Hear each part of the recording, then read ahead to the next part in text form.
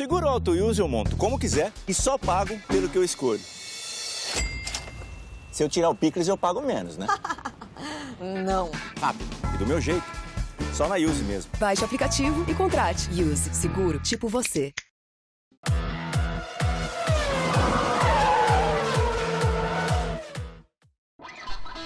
Alonso fora das 500 milhas de Indianápolis? Como é que eu fiquei hoje, ó? Vamos falar desse assunto, claro.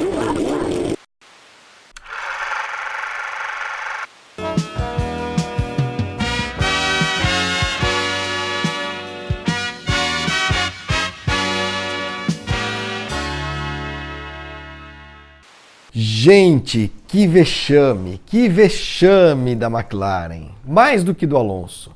Eu vou poupar o piloto, eu sempre poupo grandes pilotos, né? Principalmente quando eles não têm tanta culpa mesmo assim.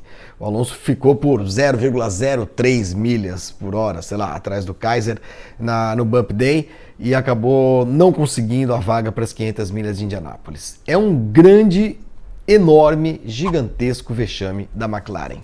E por que da McLaren? Porque a McLaren resolveu partir para essas 500 milhas, e não foi por falta de aviso que isso não deu certo, resolveu partir num quase voo solo, junto com a Carlin, abdicando, abrindo mão da experiência de grandes equipes nessa corrida. Essa corrida tem todo um jeito especial de ser. Essa corrida não é uma categoria, não é uma corrida da Fórmula Indy. Essa corrida é a corrida de Indianápolis. São as 500 milhas de Indianápolis. E é preciso respeitar a pista, respeitar a sua característica, respeitar o jeito com que é formado o grid de largada, respeitar um monte de coisa. Mas você sabe o que é mais espantoso? Em 2017, quando o Alonso fez a primeira tentativa dele de ganhar em Indianápolis, as coisas deram certo.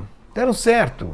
Quer dizer, claro, não ganhou a corrida porque estourou o motor, mas o Alonso liderou a prova durante muitas voltas, estava brigando pela vitória, iria brigar pela vitória até o final, se o motor Honda, na época Honda, não o traísse, mas deu muito certo e foi numa associação com o Andretti. Claro, fazia todo sentido, faz uma associação com quem já está lá, com quem conhece esse negócio. Com quem conhece o caminho das pedras, para usar o termo clichêzão, mas que faz todo sentido lá em Indianápolis, até porque ainda há uma faixinha de pedras, né, de tijolinhos, de brickyards do piso original, que é uma das marcas registradas de Indianápolis, né? Então, se deu certo, por que diabos a McLaren resolveu fazer o que fez para 2019, achando que é fácil? Pô, a gente pega aí um chassi da Lara, não sei o quê, papá, montamos um carrinho aqui, espeta um motor Chevrolet e vamos que vamos, porque nós temos o Alonso. Não é assim que a banda toca. E ficou claro, desde o início dos treinos, os primeiros testes do Alonso, ainda não em Indianápolis, ele já não estava satisfeito com o carro. Nos treinos da semana ele não começou bem, bateu e em nenhum momento ele conseguiu ser competitivo o suficiente para conseguir uma das 33 vagas no grid. É um grande vexame, não é o primeiro que passa por isso, não é o primeiro grande campeão da Fórmula 1 que não consegue a classificação para Indianápolis. Houve outros casos, até o próprio Graham Hill, o Piquet, Fangio, muitos casos acidentes que acabaram desestimulando ou impedindo a tentativa de classificação e tudo mais. O caso mais clássico e mais dramático de não classificação para um grid de Indianápolis foi o do Emerson Fittipaldi em 95 com a Penske, a gigantesca Penske, que se embaralhou toda no treino no dia da classificação. O Roger Penske anulou uma volta do Emerson, que já seria suficiente para ele botar o carro no grid, e aí ele não conseguiu fazer outra volta com a velocidade necessária e tal, e acabou ficando fora da prova de 1995. A McLaren podia comprar uma vaga para o Alonso, né? Isso não seria uma novidade em Indianápolis. Para quem não sabe, em Indianápolis quem se classifica é o carro, não é o piloto. Né? O Pagenot, por exemplo, está na pole position. Se eu chegar lá na equipe dele hoje e falar assim, olha, eu vou dar $1 zilhão de dólares, tá ok? Para poder correr aí, eu corro, né? Claro, se a equipe assim desejar. Então, a McLaren poderia comprar uma das 33 vagas do grid, desalojar algum piloto e colocar o Alonso, né? Ele teria de correr com esse carro classificado. mas não vai fazer isso, já anunciou, ainda bem, né? Seria um vexame ainda maior a McLaren fazer isso, só para o Alonso correr, porque a equipe não teve competência, simplesmente. Acho que subestimou Indianápolis e aconteceu essa desgraça para a equipe. Olha, fazer o que a McLaren fez seria mais ou menos, com a Carlin, né? Seria mais ou menos como se a Penske resolvesse disputar o Grande Prêmio de Mônaco. Vamos correr em Mônaco. Não pode, mas eu estou falando hipoteticamente, né? Vamos disputar o Grande Prêmio de Mônaco. Vamos fazer uma associação com a... Quem é que fazia carro de Fórmula 1 aí recentemente? Tinha o pessoal da Manor, lembra? Vamos fazer um carro com a Manor? Vamos. Eles conhecem o regulamento, tem lá mais ou menos... né? O tamanho do motor, o tamanho das medidas do carro, vamos lá fazer um carrinho e botar em Mônaco. O que ia acontecer? Não ia dar nada, óbvio, né? E Indianápolis é mais ou menos a mesma coisa. A McLaren, se quiser, com o Alonso, triunfar em Indianápolis, voltar a Indianápolis para ganhar a corrida no ano que vem, vai ter de fazer completamente diferente. Completamente diferente. Vai ter de se associar a alguém que está lá há muito tempo, alguém que está afim de ganhar essa corrida e com condições de ganhar a corrida, botar o Alonso num carro, sei lá, da Penske, eventualmente, da Ganassi, não sei, alguma coisa do gênero, para poder dar a ele a chance de lutar pela vitória. Como eu disse, no ano de 2017 ele conseguiu. Vai ter uma surpresa. O Alonso se adaptou muito rapidamente ao oval, aprendeu muito rápido. O Gil de Ferran ajudou demais, né? O Gil, que hoje é diretor da McLaren, chefe de equipe da McLaren, mas com muita experiência, com vitória em Indianápolis e tudo mais, ajudou pacas o Alonso e a coisa podia dar certo.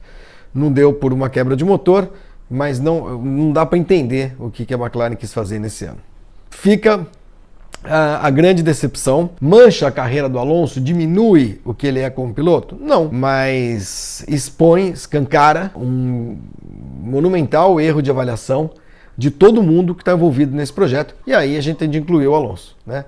Porque por conhecer Indianápolis, por já ter corrido lá, ele deveria saber que essa estratégia da McLaren para disputar a corrida desse ano não daria certo. E mesmo se ele se classificasse, né, na Bacia das Almas, em último no grid, com o carro do jeito que está, eu acho que não teria nenhuma chance, né, com essa estrutura que a McLaren criou, não teria nenhuma chance de lutar pela vitória. Já aconteceu de piloto largar lá atrás e chegar bem na Indianápolis? Já.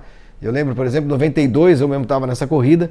A vitória foi do Al Unser e o segundo colocado foi o Scott Goodyear, que largou em último. E largou no lugar de outro cara, que eu já nem lembro o nome, mas que classificou o carro e aí a equipe tirou o cara e botou o Scott Goodyear para correr. E ele chegou em segundo e foi a chegada mais apertada da história de Indianápolis até então. Não sei se ainda é, até hoje eu não tenho essas estatísticas na cabeça, mas em 92 era, com certeza. Então, daria, quer dizer, é possível isso acontecer? É possível, só que nos últimos anos tem sido cada vez menos provável esse tipo de reviravolta com um carro que não mostra condições de ganhar a corrida, de ser competitivo pelo menos, né? De uma hora para outra fazer um milagre e virar competitivo numa prova como Indianápolis, que é uma prova tão cheia de detalhes, tão cheia de macetes. Então fica a lição para a dona McLaren, fica a lição para o seu Fernando Alonso, né? Para que não repitam o erro. E eu tenho certeza, não sei se tenho certeza, mas enfim, eu acho que o Alonso ainda vai insistir. Ele tem esse sonho, ele quer a tríplice coroa, mas foi um duro golpe o que aconteceu neste domingo lá em Indianápolis, no Bump Day, deixando o Alonso fora da grande corrida do mundo, né? 500 milhas de Indianápolis, ao lado de Le Mans, realmente é um negócio extraordinário. É uma pena, seria uma atração, claro que seria uma atração, como foi em 2017. Em 2017, todo mundo que segue a Indy concorda, e acho que todo mundo tem a mesma opinião, nunca nos últimos tempos Indianápolis teve tanta exposição, tanta divulgação, tanta mídia, tanta atenção, né? Inclusive porque o Alonso deixou de correr o Grande Prêmio de Mônaco para poder correr em Indianápolis na época. E foi uma grande atração. A corrida teve, uma baita audiência e tal. Mas é uma pena, esse ano não vai ter. E vou dizer, hein? Talvez o Alonso tenha sido até melhor do que passar vexame na pista. Recarregue as baterias e tente de novo no ano que vem. Quarta-feira a gente volta para falar de um assunto que está, como se diz, borbulhando. A história da Petrobras, do patrocínio da Petrobras com a McLaren. Tem até uma treta já em redes sociais entre a minha bela pessoa e o Lucas de Grassi, né, piloto da Fórmula E, que é um apoiador explícito do... Ok? E ele saiu em defesa do presidente, que andou tweetando um monte de bobagem, para variar, com erros de informação, fake news mesmo, na real. E a gente desmascarou isso no Grande Prêmio, a gente mostrou os dados corretos e tudo mais, e o Lucas ficou todo irritado e tal, e começou a bater boca comigo no Twitter. Ainda não nos pegamos, não matei ninguém ainda, tá bom? Mas a gente fala sobre esse assunto na quarta-feira, porque é um assunto importante, né? Tem a ver com a história de patrocínio e tudo mais, e com uma certa visão das coisas que eu acho importante deixar bem clara, tá bom? Até quarta. Boa semana para todo mundo. Tchau, tchau.